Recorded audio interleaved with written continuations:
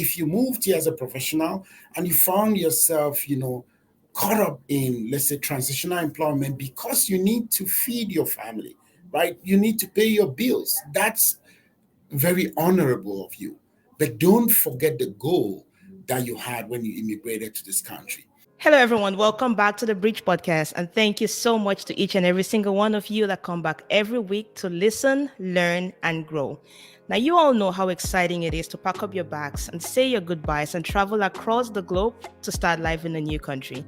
But the thing we often don't realize is that there are some unique challenges that you will encounter in your new country. Each week on this podcast, I bring to you either the leader of an organization that provides settlement and integration services, or I bring you individuals whose stories are very inspiring. I find them inspiring and I want to get to have those conversations and share the stories with you guys. Well, my guest today is one of such people, and he is uniquely positioned because he belongs to both categories of people that I like to talk to.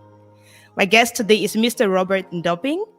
Robert, so you are the founder of Ndoping and Co., and you are the manager of client success at Windmill Microlending. And from what I've seen a little bit of online, it says since joining the organization, you have spearheaded research into dental relicensing plans and helped to set up interest-free refugee loans. So there's a lot I see online with you, and I'm really excited to have you on my podcast today. Thank you so much for joining me. Thank you so much for having me, Ida. Okay, so I've done a little bit of justice to that introduction, but I know there's so much more I haven't said in there. So please go ahead. Who's Robert? Oh, yeah, thank you so much. So, one of the things I would say, Robert, is an immigrant to Canada. Just like most immigrants, I might be listening to this podcast as well. Robert moved here just a little below a decade ago, and I moved here from Europe. And like every other immigrant, my dream was to be able to settle in Canada and achieve some of those things that we've always dreamt of when we're growing up. And the settlement that I went through, all the struggles I went through, for me was more or less like a platter that actually took me to the place where I am today. I was fortunate to start doing some research work in Calgary, which was my base. And I got, in contact with this amazing organization, which you just mentioned, Windmill Microlending. And starting with Windmill Microlending, I started like a loan facilitator and a researcher. Part of what attracted me to the organization was mostly just about the work they do to be able to support and get immigrants back into their field of work. So it was, for me, it was just one of those things which is like almost volunteering, but you're earning money out of work that you do on a daily basis. So Immigrant Access Fund has existed for over 16 plus years now. Immigrant Access Fund provides microloans to foreign trained professionals to be able to get back into the field of work. And they don't just provide microloans, it's an entire program altogether, which means they have a mentorship program, they have a group of client success coaches, they have an assessment program where once you enroll in the program to get money, you don't just get funds, which means not just a handoff. You get the support with a team that leads you to achieve your goal, in Canada altogether. Immigrant Access Fund was actually rebranded to Windmill Micro Lending a couple of years back. So most people who have ever heard of Immigrant Access Fund, might be mixed up between both, but it's the same organization. It was just rebranded to Windmill Micro Lending. It's funded by the government, but it has a model that is very unique, which means it has government funding, but it also generates income through community bonds and other things to be able to sustain and maintain the program. In my background, I studied in Europe. I did international development, which was one of the main things I did. I did another research on welfare management. One of those things which I had always been very passionate about is not just research, but I've also been passionate about coaching, guiding, and mentoring people. So getting into Immigrant Asset Fund for me was a first step. But I also wanted to find, something deep within me that I wanted to do, not just working on a daily basis. I wanted to also create something else that would also be a legacy that could build and, mentor people. And after a couple of years, going up the ranks of management and winning micro lending to where I am today as manager of client success, I decided to still undertake a full coaching program, the Canada Coach Academy, for 1 year to become a certified coach. And I also went through the International Coaching Federation, the uh, the which is actually based in America, for me to get certified as a coach.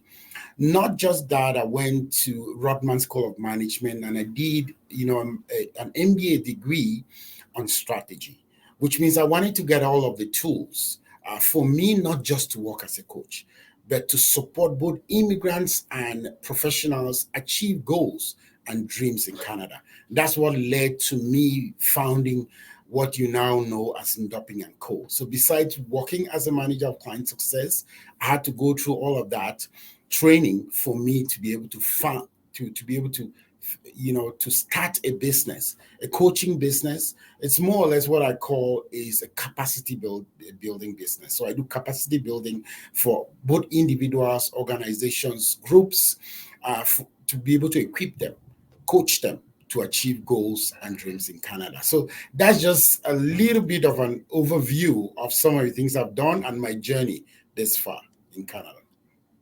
One of your clients actually said, Robert took my idea and helped me turn it into a profitable company in less than 4 months.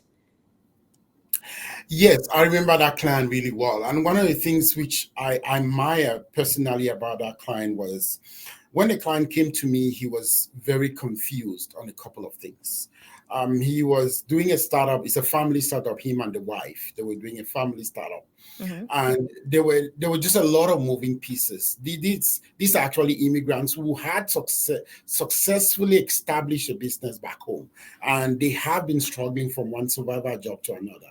They had a plan, they had a dream, but they didn't know how to go about it. It was just like, how are we going to start? What are the things that we're going to put in place? Where are the places that we need to go? And when they came to me, I told them, I can't promise you heaven and earth, but what I can promise you is that I'll give you my passion. I'll give you all the tools that I have, and that can be able to push you forward. And we worked for close to 6 months. And I bet you, right now they are well established. Their business is running really well. And when he gave that review, he told me, Robert, this is a list that I can do for you. It's just to put something on your website, but I would love anybody who wants to call me directly and just to learn about some of the things you do, especially within Ndoping and Co. Just so that I could ring your bell. So for me, that thank you is more than any money that anybody can pay to me. That is beautiful because oftentimes when we do things, especially when you're doing it from a place of like this deep rooted passion, for you to see the impact that it has on another person's life, that's like the biggest pay, even though they would pay you for doing it. But being able to see that somebody takes that idea or that investment that you made in them, investment in time, investment in your knowledge, when they can take that and actually make something of it and they are grateful for what you did, I think that's even a bigger pay than the financial reward that you get sometimes. What do you think about that? I agree. For me as a person, I have a couple of, like, I remember, a client I just had last week. And I asked this client, the lady, I asked her, what's your dream in life? And she said, there are two things. I want to be successful and I want to make a lot of money. And she asked me, what's my own dream in life? Which is very interesting because clients don't always ask me. I told the client, I want to find fulfillment. So Yes. that's the dream in life, right?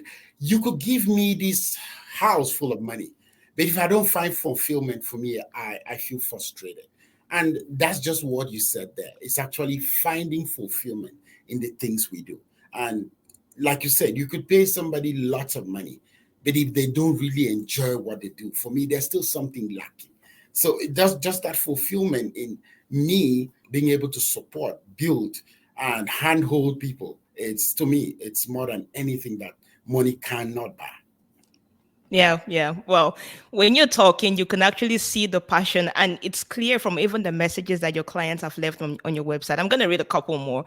It says, Robert is incredibly kind and insightful when it comes to coaching. He has been able to guide me through the thought process and has helped me clarify certain gray areas in my plan. He takes the time to actively listen to all my concerns without judgment and find solutions to each of them. And the other one I see here, it says Robert has mastered the art and craft of bringing something out of his clients that they never thought existed. Finding something that they never thought existed and bringing that out. That is powerful. Yes, and I would not take all of that credit. I would take credit to the training that I got. One of the Mhm. biggest things that I got in the training was how to listen. One of the things generally as human beings is that we don't really listen to understand. We listen to respond, which is always very interesting. We don't listen to understand, we listen to respond, which means by the time somebody's listening to you, they're just looking for the way to respond to you. They're not Yes. listening to understand you and get you. And to me, that's the credit I give to the coaching training that I got, is that when I listen to my clients, I listen to understand them. I listen to be able to meet them at a point of need. And to me, that's what it means mastering the art of coaching, because coaching is a thought-provoking process that inspires the individual to maximize their personal potential in order to achieve a goal or desired outcome. That's the mastery of coaching, which I'm just grateful to that training, because to me, it changed me as a person. And so I'm using that change, which is inside of me, to be able to change other people and support them. So just seeing those testimonials, yeah, it's just testament to the training and the passion that I have for what I'm doing. That's great. That is great. And I know you want to give the credit to the coaching, but I think it comes down to who you are as a person. And I want to dive deeper into that. Tell me a little bit about your childhood. What was it like growing up? Our childhood is always interesting because I grew up in the, I would say, an average family back home in Cameroon. I remember when I was growing up, my dad wanted me to become a lawyer because my dad was a judge. The interesting piece of it was my mom wanted me to become a doctor because she was a nurse. You just named the two things, lawyer and doctor, and the third option is failure, right? Yes, absolutely. The third option is failure. And in your childhood, I was in between these two. I was like, okay, fortunately for me, I wasn't very good at like physics, those extreme science subjects. So it was so easy for me to, eliminate being a doctor really early in my life because it was obvious. I was good at writing, so English literature was one of my best subjects. So, and I can speak like you can listen to me speak. I can speak. So there was a slight chance that I could become a lawyer, right? And but I was looking at all of that picture. I was fortunate to go through one of the prestigious institutions back home, which is called ENAM. I was fortunate to go through that. So I started back home as an administrator after my bachelor's degree. I started working within the Ministry of Finance. But I think that was an eye opener for me because that also led me to be able to understand what I really wanted as a person. Right? It wasn't just what my parents wanted for me. I realized I had this need to be able to build and support people. That's what led me to travel abroad to Sweden to be able to take my first master's degree in international development. Because for me, I looked around the poverty, especially from, developing countries like Africa. I see that there was just a lot of need that I felt sitting in an office back home, being called all the names that you could be called wasn't sufficient. I knew there was something bigger that I was called to be able to achieve. And that's what actually took me out to be able to study international development. And just that it wasn't enough because then, I had to take on this research in welfare management because I felt that was complementary. And for me, that's just an evolution as to, okay, what do I really want as a person? What are some of the things I wanted to achieve? So if you can look at that, it was far off from what my parents ever wanted when I was growing up.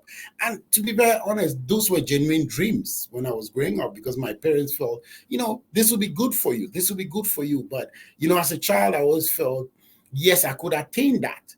But as I grew up, I came to understand that there are so many things that I want as a person. I came from a family of five and I'm the first. So besides being the first, it's like you always feel you need to be able to set the pace for your siblings to follow. So for me, that has always been something at the back of my mind. Even when when I mentor my own siblings, when I talk to them, I've always played the role of a big brother. And this is interesting because even when I was very young, my elder cousins would still lean on me on things that I didn't know. But I always ask myself, what is there that I don't even see? It's when I grew up and some of these learnings and training brought that out, then I realized there was always something that I believe the Almighty God had put in me, which is now coming out. And I think that's where the passion on some of these things I do, they come from. It's from that upbringing and some of those things that came out of everything that happened.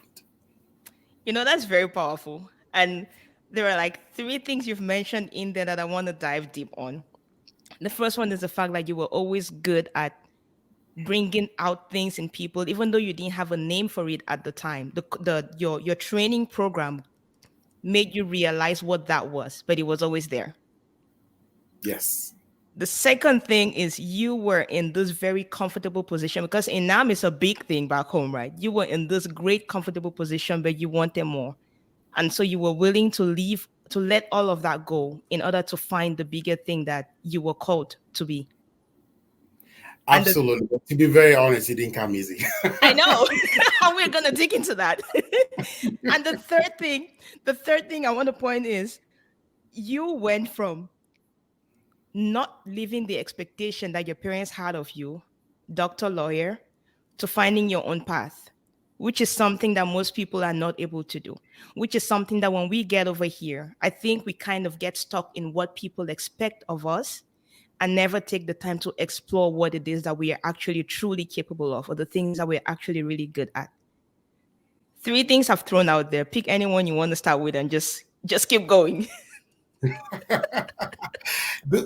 Thank you for being that attentive. And I think we talked about listening to understand. I think you're listening to understand me, not just to respond.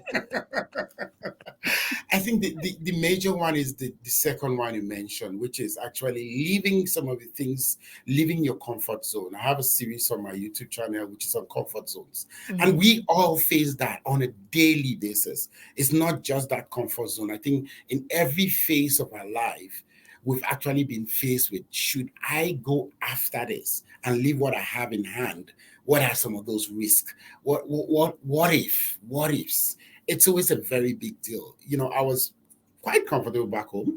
Had a really good job back home. I was moved from the ministry, the ministry, and was sent to the province. So I was more or less a little, what we call a little bit of, boss, what I call a manager here, Yeah. back within the government, which is a very prestigious position.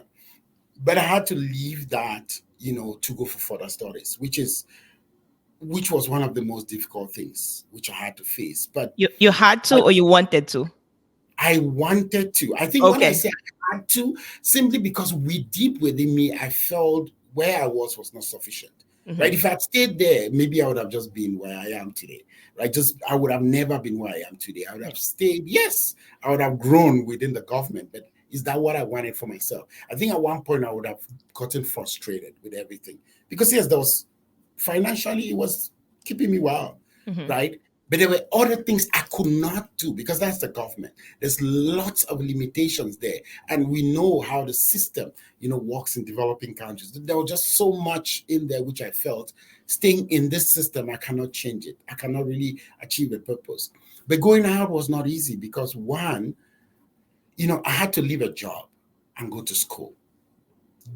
Just the financial difficulties alone, the change in moving to a brand new country, facing, a cold weather like we have here in Canada to where I went to, and that beginning and not even being able to get a job and you have to go to school, being able to do what we call survivor jobs when you left a very big office where people bow down to you and call you names like back home, and then you have to go and start doing survivor jobs in Europe to survive while you study. It was the most difficult period of my life. I won't tell you lies. But you know what? Well, That was the best period of my life when I look back. Because it made me who I am today. I appreciate certain things in life that I would have never appreciated. Let's say I left in that office in Cameroon and I moved straight to Canada and I got the job that I have and I had the business I have now. I would have not appreciated that phase. And to be very honest, I'm a father. And when I talk to my son, one of the things I tell him is about that phase of life which I went through. I tell him it was very difficult. And there was a time I still remember I slept at the train station because I came from work late and the last train had left. Oh, I could not use my money that I'd worked that night to pay a taxi. So I had to sit at the train station for close to 5 hours to wait for the next train to go to my own city because I was working in another city. It was in the heart of the winter. Sitting at the train station for 5 hours, barely just having a little bit of a nap before you can take the next train to go to your next city. I don't forget that experience. And I share that proudly because yes. that's what made me who I am today. Because I look at those periods of my life and I ask myself, within those times to say, what decision did I make? Why did I leave my home country to come to study abroad? And there were certain times I called my dad to say, I want to come back home. My dad told me, you've already made that decision. You've already gone this far, and it doesn't make any sense. What are you back to do? So when I look at that phase of life and I look at now, I'm grateful to God that I was able to go through that. It was tough. It was really tough. But just going through that and going through not just one program, double programs in Europe, and being able to come to Canada and build some of these things I'm building now, you know, I look back and yeah, yeah, yeah. It's great that the thing is you need to have a certain mindset to be able to look at those periods of difficulty as the things that have formed you. And I can totally see you have embraced that, but I still see a lot of people who look at that period like, I can't believe that was happening to me, instead of like, well, this is what has formed the person that I am today. And if I didn't go through that thing, I will never be the person that I am today. So I'm grateful for that thing that happened to me. So, Absolutely, yeah. absolutely, and I agree with you 100%, 100%.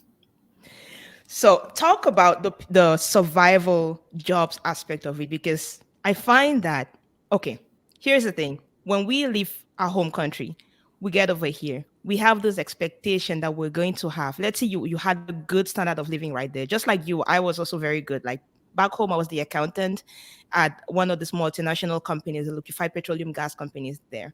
And I left that and I came directly to Canada under the skilled worker program.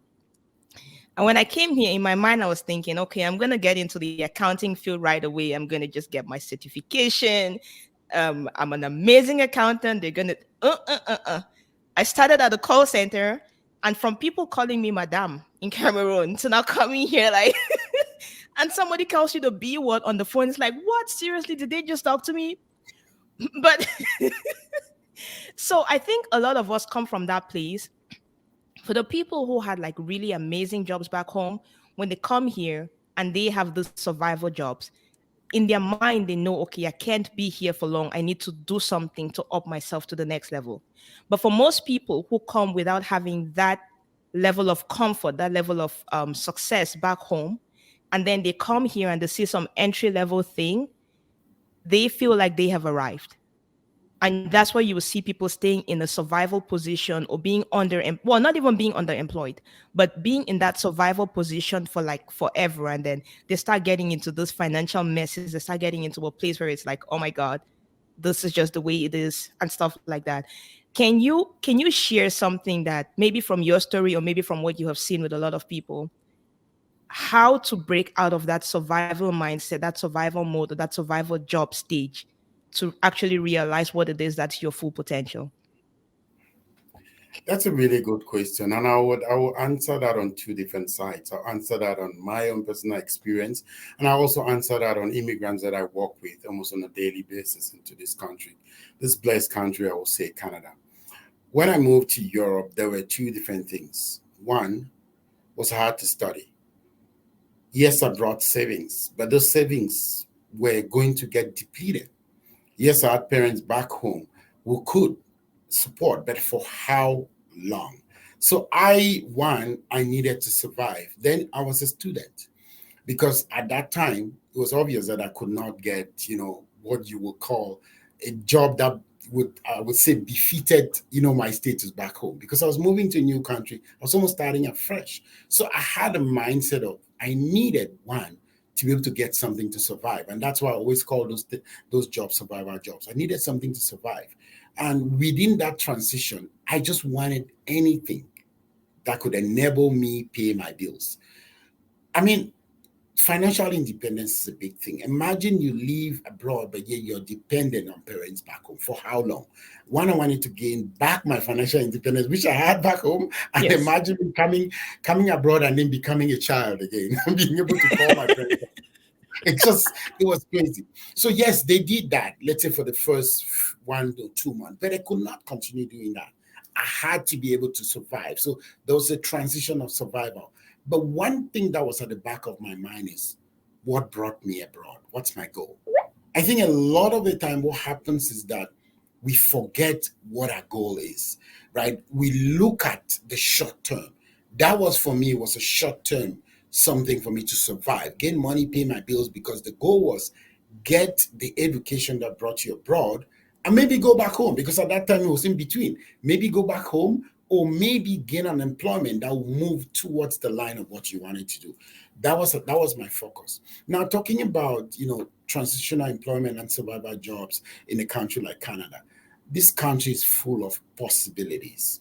The problem is, we lean a lot within our network. Let's say somebody come directly from Cameroon to Canada. Most of the people within our network are doing, let's say, security jobs, or let's say home care, which is very popular among immigrants. And I've seen people do 5 day shift. I mean, without going home, they do home care, they sleep, they do, and then they see the money, right? Then their mind is focused on the cash that they get at that moment. They could buy a house, they could feed their family, but they forget the goal. What even brought you to Canada in the first place? Was it just to be able to work as a slave within the capitalist system, make a lot of money? You get old when it gets to a particular time, and you look back at your legacy and ask yourself, all of these years, what have you really achieved? What I've always advised is two things. We need to survive. What I will call here is a transitional employment. You get a transitional employment within a period of time to be able to meet your needs. But within that period of time, you're mapping out what a long term goal is all about. What do you want? Maybe you need some additional training. For people come into this country, with another profession already, like for you, an accountant, maybe you need to go through accreditation, through CPA to become an accountant. What are the steps? What are the stages? How do you manage your transitional employment in a way that one, you can study, or two, you can build your resume, and three, you can attend interviews? How do you build that so that you find a balance, right? Because it's so easy to get focused on the cash. And to be very honest, there's nobody that doesn't like money, right? We all will enjoy more money. But the thing about it is there's something more than just that immediate money that it gives to you, that you definitely want to be able to find some happiness in what you do, be able to also find time to spend with your family. So it's how you divide your time between transitional employment and working towards what you would call a long-term goal. And sometimes it's also laziness. It's like just that being able, I don't want to study anymore, right? I've been studying all my life and I was working, and now I see this job. So I just want to get the money, and that's just what it is. Unfortunately, that's not the best mindset for us to carry. Remember, we're also setting a legacy. If you're a father, you're a mother, for the kids that you're bringing into this world. And you also want them to be able to see some things that you established for them to be able to follow within that same, that timeline, or within that same period that you set for yourself. So that's what I would say on both angles of it altogether. Well, thank you very much. You you actually covered everything that I was going to ask in that aspect. It's really powerful because yes, we do need the survivor jobs, because that is what, like, once you just get here, your main responsibility is being able to take care of yourself. And so that survivor job, of course, is the thing that's going to get you in that place. But a lot of people, like, you put the right word to it, they forget why they came here, and then the focus just becomes on the money. Some people might actually remember why they came here, but by the time that they are remembering why they came here, they are already in a mess. They're in a place where it's like, I can't scale back and take the time to go to school because who's going to pay my bills? How am I going to make my minimum payments? How am I going to do this? How am I going to do that? So I think the key is to not get ourselves into the traps that a lot of people find themselves in, to remember why you came here and to start putting those steps in place, your plan in place to get you from the place where you are at to the place where you want to be. Like, what's that dream that you came here for? So, Absolutely. okay, awesome. So, going into the micro windmill micro lending. So when I was looking on there, it shows that it helped. They actually help people. The outcomes that you've had is people get increased income. They have a decreased underemployment.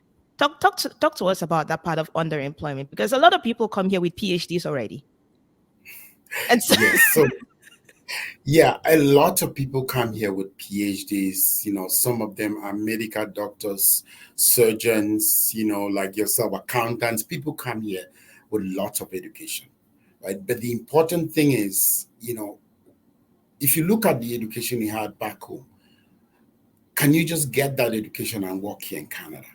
Unfortunately, this is what we are not told as immigrants. And this is what we have been doing our best to be able to advocate for government to be able to let immigrants know what they will face when they land in Canada.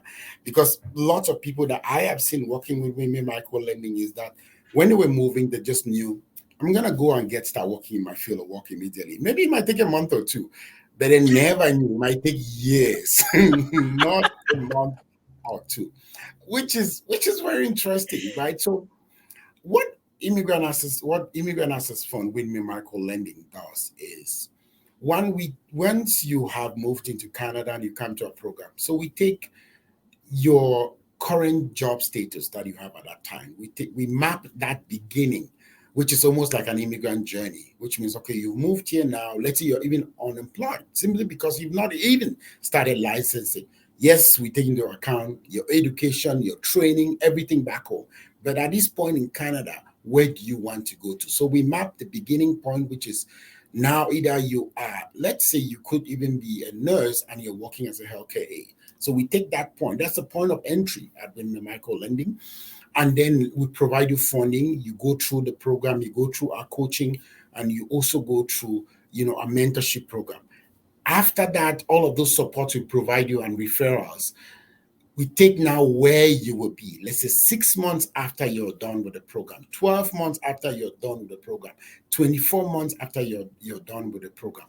That's where now we come out with what we will say a 3 times multiple on average for most of our clients, which means somebody came to us, let's say they were earning just 50,000 a year. And by the time they're complete with our program, they're earning about 150,000 a year. And that's where the 3 times multiple comes in. It's within the period of the program and the supports that you get and everything, and what do you achieve, let's say 6, 12, and 24 months after you're done with the program. and when I'm looking at the vast majority of people who take advantage of this, for countries of origin, it tells me India, Nigeria, the Philippines, and Iran. Cameroon doesn't even feature in there. What is going on? Yes, we have Cameroonians. The population is still very small. Because I've been in macro lending for a while. We have a couple of Cameroonians, but that's actually, if you also look at the trends of immigration in Canada, that's actually the countries where Canada gets the most immigration from.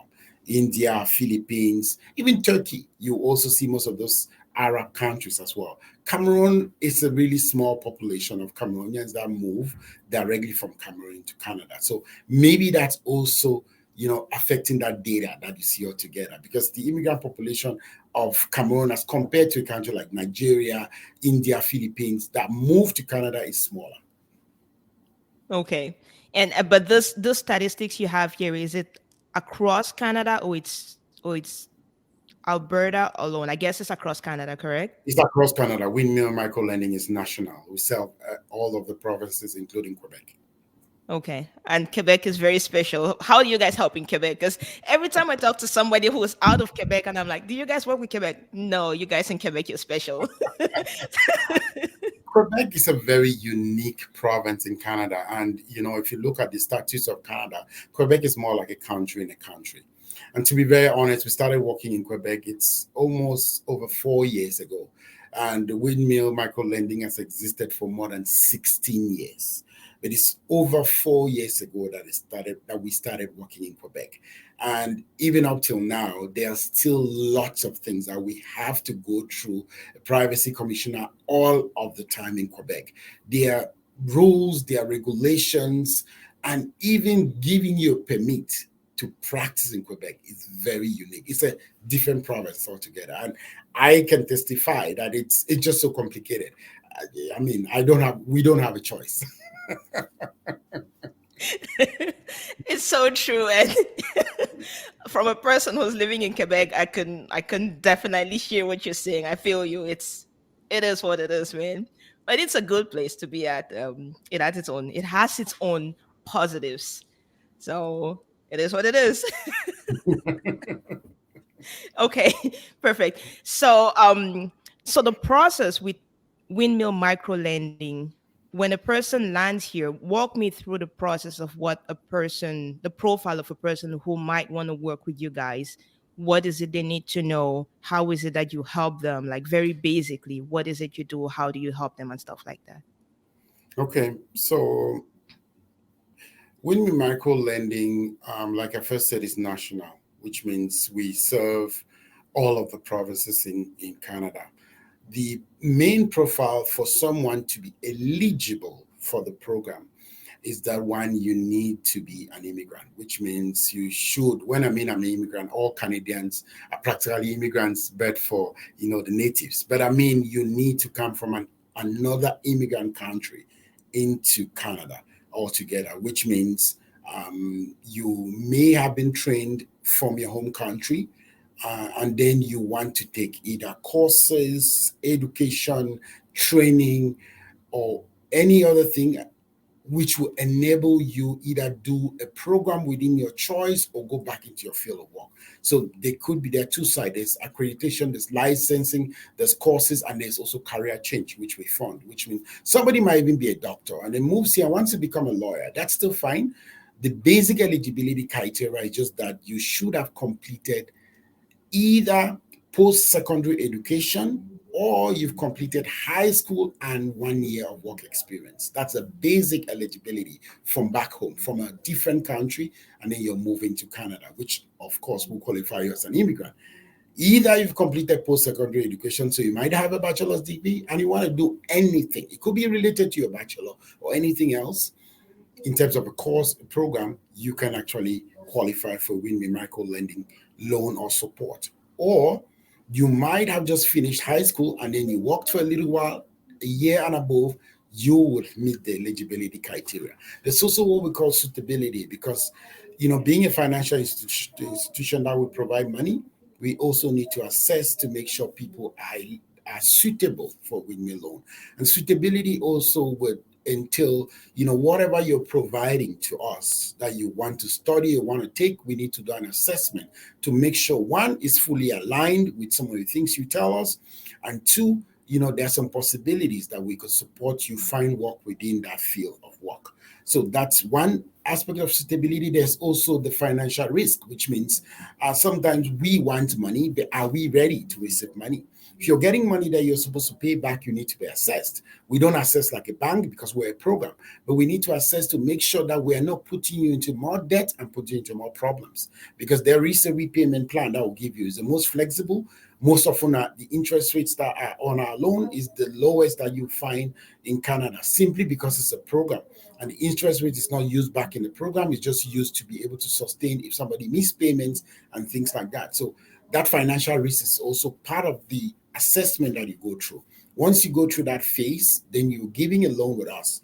Then you can qualify for most of the referrals that we provide and also qualify for our mentorship program. So we have an in-house mentorship program where we allow alumni to mentor, clients of Winmi Micro Lending. And we also have corporate partners that provide us with, professionals within the field. So you might be an accountant and you need, an accountant to mentor you, we can be able to find you an accountant that will mentor you through the process as you take your courses, you take your programs, and that could also help you to draft a better resume, also link you to networks. We know what networking is all about in Canada. It also helps you, opens up networks for you to be able to find work within your field. So that's mostly the basic profile and the journey that windmill clients will go through for them to be able to, find, gainful employment within their field. We also work with lots of partners, so we do referrals because we don't do everything. For example, resume, cover letter writing, resume critiques, all of those other things that might enable you, or seminars, workshops, most of those, joining a professional association, all of that we work with partners that we refer clients to that could support them to be able to attain some of that, which in the long term is what enables us to get the 3 times multiple, which I talked about earlier. Awesome.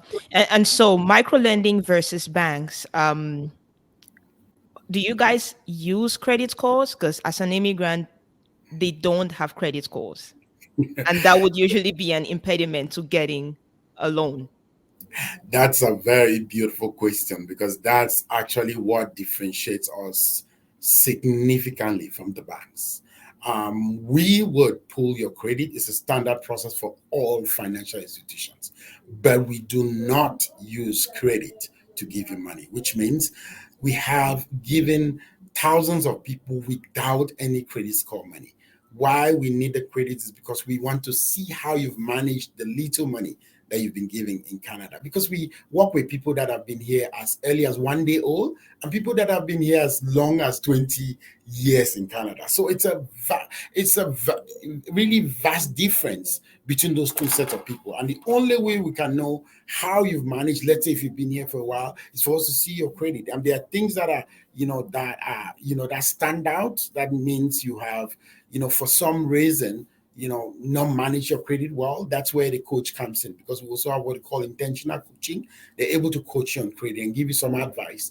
And if at all we just realize it's too much at this time, sometimes we'll tell you for now, we'll not give you money, go and do this and that, and come back to us later on when you're ready.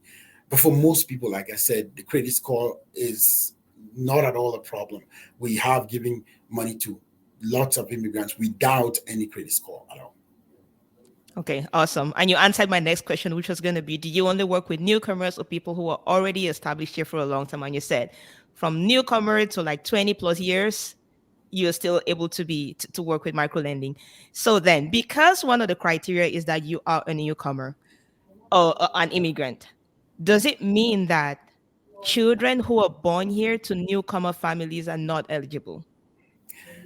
So I think we've received that question a couple of times.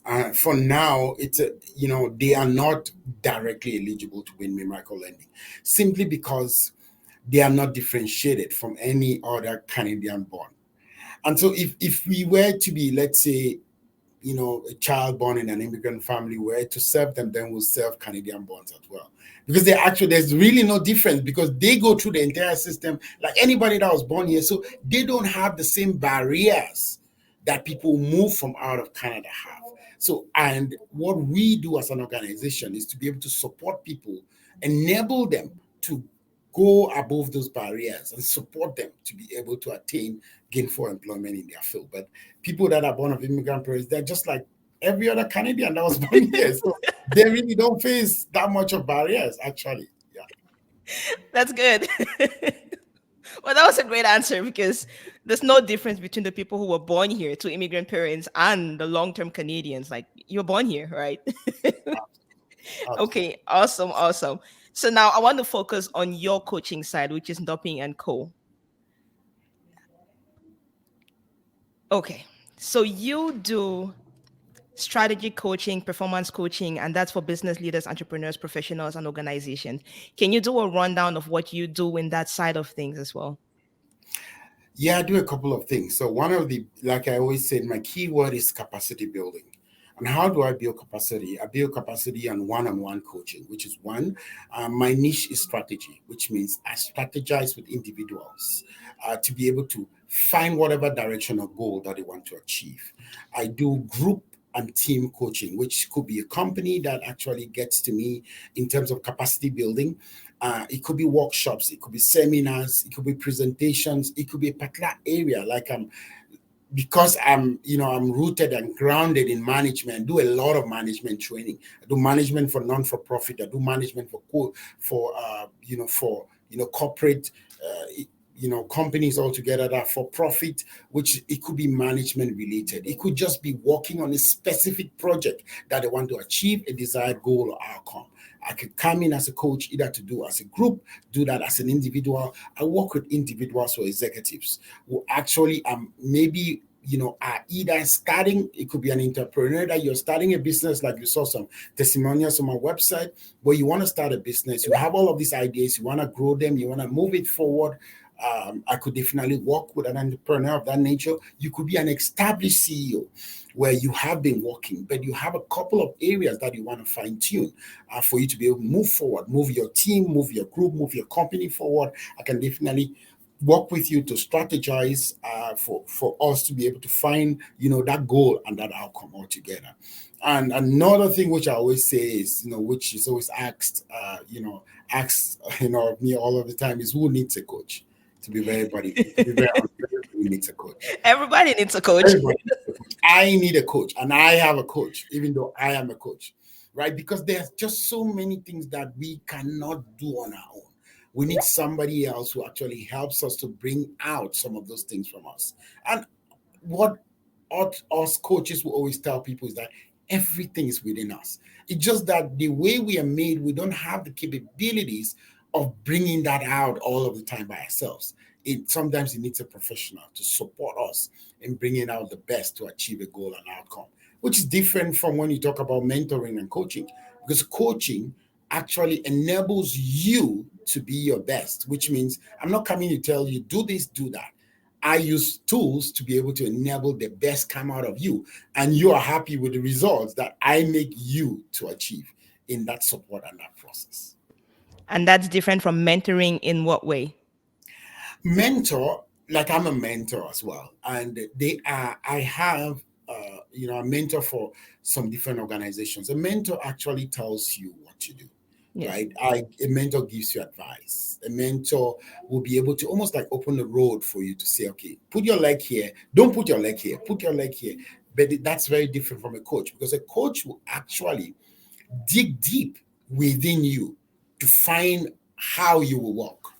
Because then it's you taking the decision. It's just that somebody is supporting you to be able to bring that out of you. So that's the difference between mentoring you and coaching you.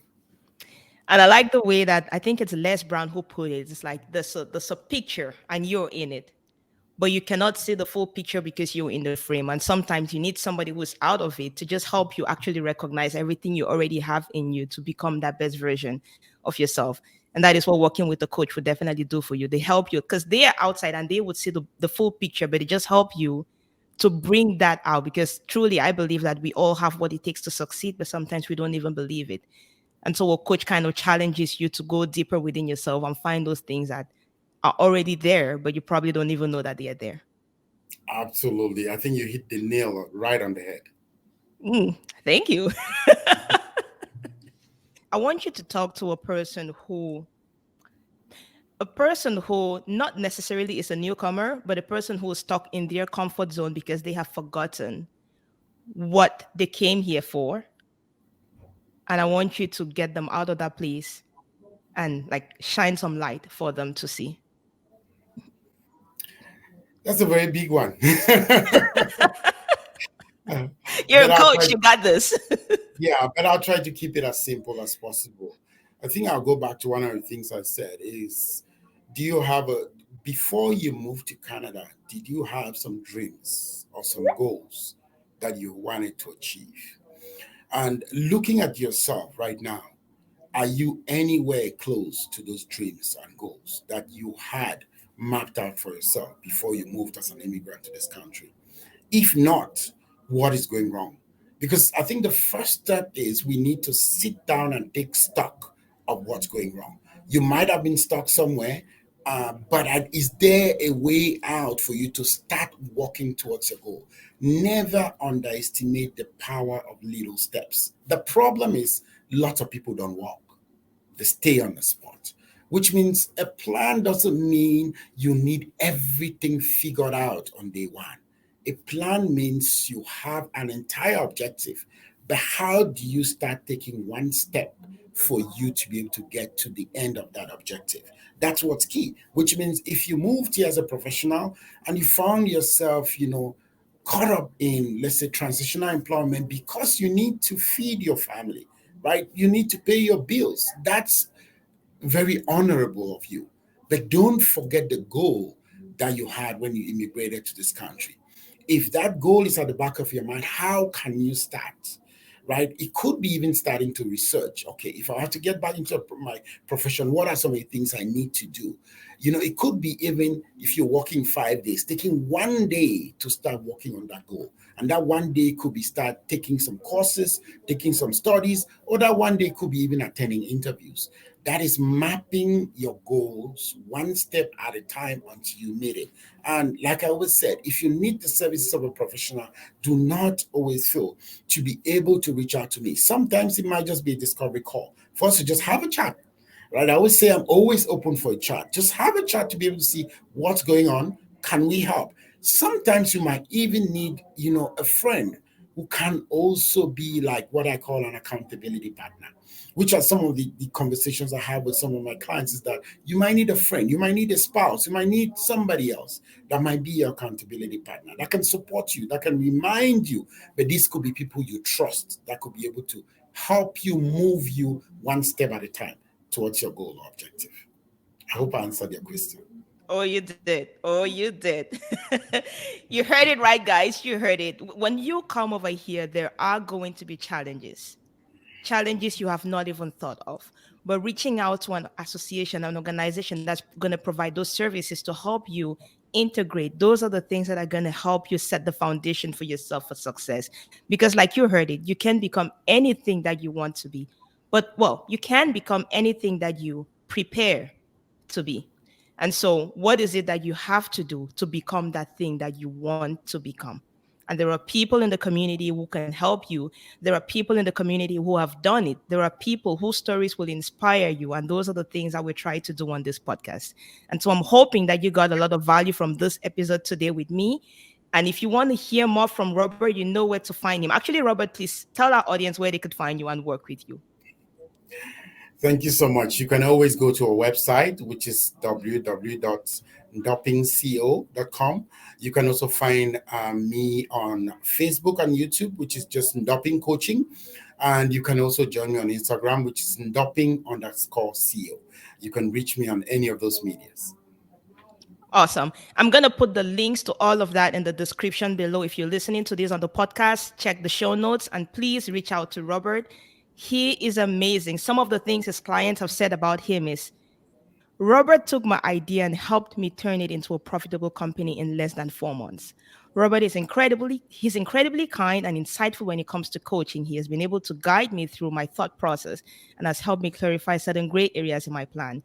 He takes the time to actively listen to all your concerns and without judgment, find solutions to each and every one of them. And the next one, Robert has mastered the art and craft of bringing something out of his clients that they never thought existed.